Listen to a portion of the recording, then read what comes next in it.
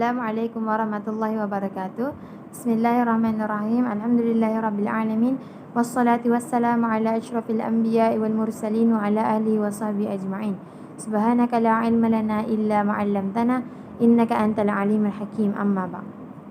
Jadi hari ini saya akan kongsikan tentang syarat-syarat istinja dengan batu. Dia ada 8. Okey, istinja ni dia bermaksud dari segi bahasa dia bermaksud terputus.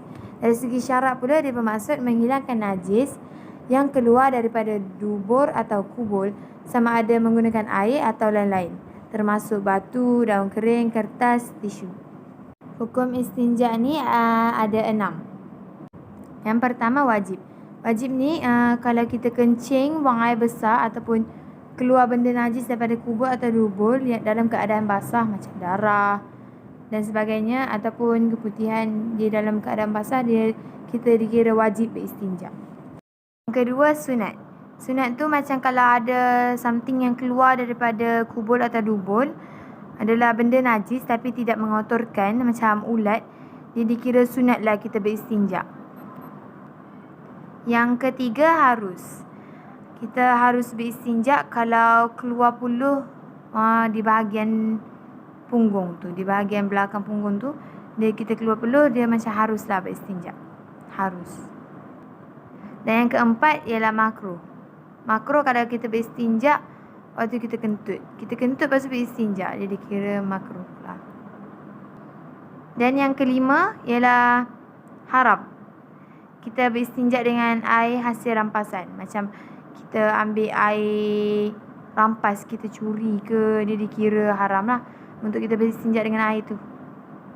Dan yang keenam pula ialah khilaf al-aula, iaitu beristinja dengan air zam-zam. Okey, rukun beristinja pula ada 4. Iaitu orang yang beristinja macam kita perlu badan untuk beristinja. Kalau tak ada tuan punya badan, macam mana nak beristinja? Okey, yang kedua, apa yang dibasuh. Macam kalau tak ada najis pun tak boleh nak beristinja juga kan, dah suci.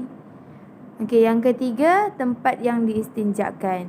Macam kubur atau dubur. Kalau tak ada kubur atau dubur pun tak boleh juga beristinja. Dia kena ada 4 ni, dia itulah rukun-rukun beristinja. Macam kita kena boleh beristinja. Dan yang keempat ialah alat untuk beristinja. Macam batu, air, kayu, tisu, boleh untuk beristinja. Alat untuk beristinja ni pula macam batu, air, kayu, tisu, kertas. Dia benda-benda yang beku lah, benda-benda yang pepejal. So kita boleh buat lap untuk kita beristinja tu lah. Dan bukan daripada benda yang dihormati. Macam kalau ayat Quran kan korang jumpa dekat mana-mana, korang koyak, lepas tu korang pun buat beristinja, tak boleh. Barang-barang yang dihormati tak boleh. Macam hadis-hadis ke, tak boleh. Tak boleh juga kalau nak istinja dengan benda-benda yang cair. Macam air mawar, cuka. Lepas tu benda-benda yang tak boleh menanggalkan najis. Macam tanah ke, tanah yang hancur, tak boleh menanggalkan najis kan. Benda yang licin macam buluh, kertas plastik pun tak boleh. Sebab dia licin, so dia tak boleh nak keluarkan kita punya, tak boleh nak bersihkan tempat kita punya tu. Tempat kubur dengan dubur kita. Contoh kalau korang benda-benda yang manusia makan pun tak boleh. Macam roti kering ke, korang jumpa dekat tepi jalan, korang pun ambil, tak boleh. Sebab itu macam makanan kita makan, tak boleh lah. Macam makanan yang dihormati, makanan jin pun tak boleh. Macam tulang, tak boleh juga. Jadi kita masuk syarat-syarat istinja dengan batu. Okey, yang pertama hendaknya dengan 3 biji batu. Jadi kita kena istinja ni kena guna 3 biji batu. Kalau tak 3 biji batu pun, 1 batu pun boleh. Tapi kena ada 3 permukaan lah. Jadi dia nombor-nombor ganjil lah. Kalau korang tak nak guna 3 biji batu kan, gunalah 5 ke. Macam rasa tak cukup, tak bersih lagi, guna 5. Tak 5, 7, 9 nombor ganjil lah. Itu dikira sunat. Kalau korang guna nombor ganjil, itu dikira sunat.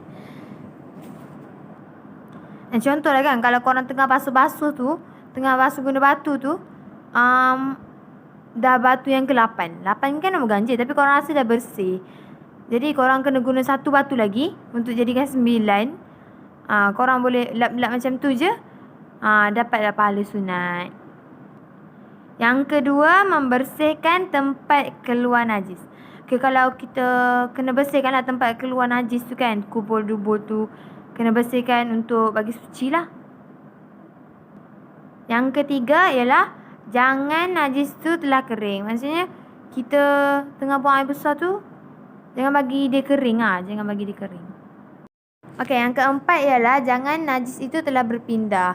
Macam kita tengah buang air besar kan, kita bergerak-gerak sampai terkena permukaan tempat-tempat lain tu kan, dia kira tak boleh lah.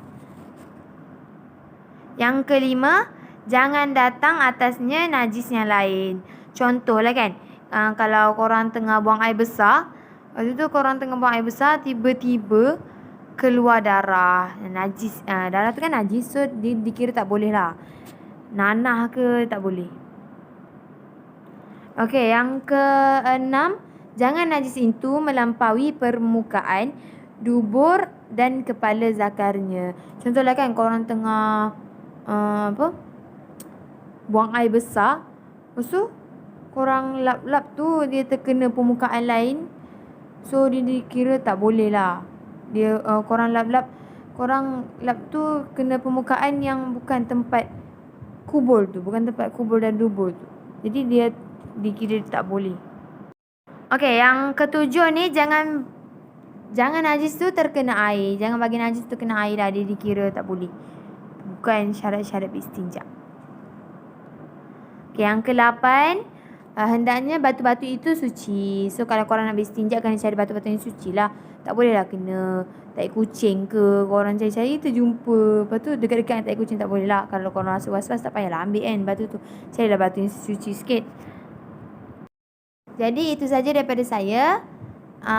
Terima kasih kerana menonton. Jangan lupa subscribe, like and share. Yang baik itu datang daripada Allah, dan yang buruk itu datang daripada kelemahan diri saya sendirilah. Wabillahi taufiq wal hidayah. Assalamualaikum warahmatullahi wabarakatuh.